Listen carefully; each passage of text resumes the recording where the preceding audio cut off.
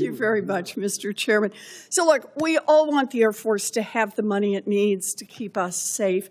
And we all want those funds to be spent as effectively and as efficiently as possible. The Air Force's budget request was about $220 billion last year, and many of those billions going to develop weapon systems.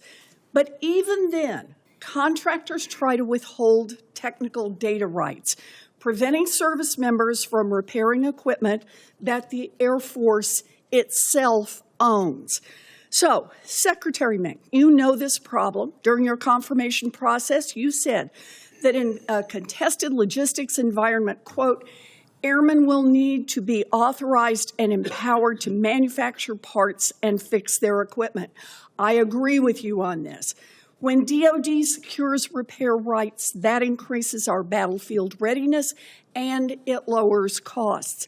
When Tinker Air Force Base needed to replace a pressure door handle for the C-5 transport aircraft, the Air Force manufactured the part itself and saved 95% of the cost because it wasn't tripped up by contractor restrictions.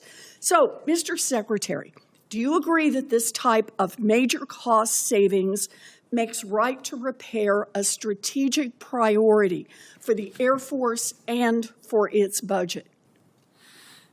Thank you, Senator. Yes, I do agree with that.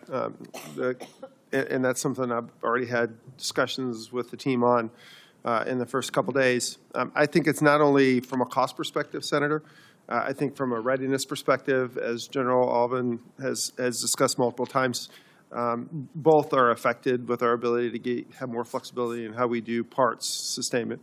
Absolutely. Okay, cost and readiness. So it's no surprise that new polling just released today found that over 70% of voters overwhelmingly favor Congress passing a defense right to repair law. Americans know that this is a big opportunity to save billions of dollars.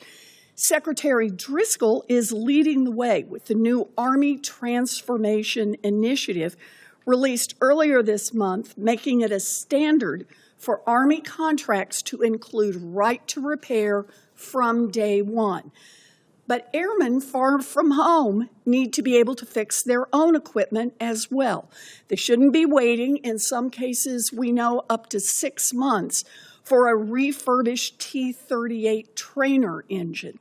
So, Mr. Secretary, shouldn't the Air Force adopt a service-wide right-to-repair policy like the Army's policy so that we can get grounded jets back into the air faster? So, Senator, I'm not familiar with the details of what Secretary Driscoll has proposed, but the idea of having that flexibility, I fully support. Okay. And again, that's one of the things we're going to be looking at. I love hearing that you like the idea, but what we got to do is we got to put that idea into action. Right to repair is one important tool for the Air Force to protect its budget. But contractors will find any way they can to overcharge the military right up until the moment they get caught. Last year, DoD's Inspector General found that Boeing charged the Air Force 80 times, that's 80 times, the available commercial price for a soap dispenser during a C-17 sustainment contract. Now, that overcharge was found only through an investigation after the fact and sort of by happenstance. It makes you wonder what kind of other overcharges are going unnoticed.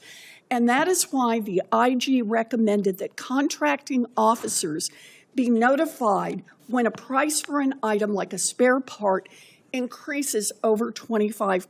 Mr. Secretary, would the Air Force be in a better position to detect this kind of price gouging if your contracting officers had to be notified when there was a price spike?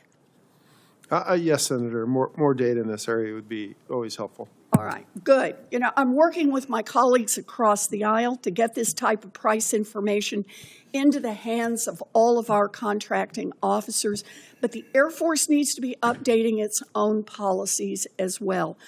Because we all agree that the Air Force's hundreds of billions of dollars should be spent efficiently, to benefit our service members and our taxpayers, not just to benefit contractor executives.